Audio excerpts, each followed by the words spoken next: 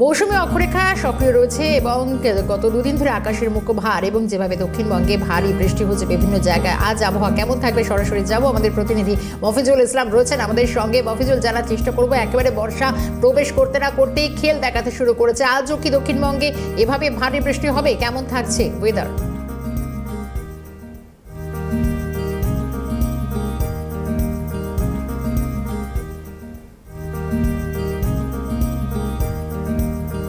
হয়েছে এবং পাশাপাশি যে ঘূর্ণাবর্ত রয়েছে দুইয়ের প্রভাবেই কিন্তু দক্ষিণবঙ্গের একাধিক জেলাতে বৃষ্টি হচ্ছে এবং মঙ্গলবার থেকে বর্ষা ইতিমধ্যে দক্ষিণবঙ্গে প্রবেশ করেছে। সেই বর্ষা প্রবেশ করার সঙ্গে সঙ্গে একেবারে বৃষ্টি চলছে মঙ্গলবার থেকে। মঙ্গলবার, বুধবার, বৃহস্পতিবার দক্ষিণবঙ্গের একাধিক জেলায় বৃষ্টি, কোথাও ভারী কোথাও অতি ভারী বৃষ্টি হচ্ছে। আজকেও কিন্তু সে একই রকম পূর্বাভাস রয়েছে, বিভিন্ন জায়গায় ভারী থেকে অতি ভারী বৃষ্টির পূর্বাভাস রয়েছে। সকাল থেকে কলকাতা সহ দক্ষিণবঙ্গের একাধিক জেলাতে বৃষ্টি রয়েছে।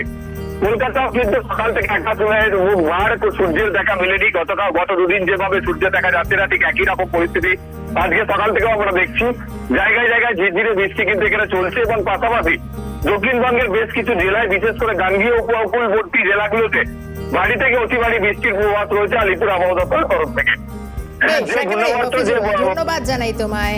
মফিজুল ইসলাম ছিলেন। অর্থাৎ আজও কিন্তু বাড়ি থেকে বেরোনোর সময় ছাতা নিতে একেবারে মিস করবেন না, ব্যাগে সবসময় ছাতা রাখুন, কারণ এখনো পর্যন্ত বর্ষা ঢুকে গেছে, তাই বৃষ্টির ভাগ্যও রয়েছে, বৃষ্টি হতে পারে, সতর্ক থাকুন। এই ছিল ওয়েদার আপডেট।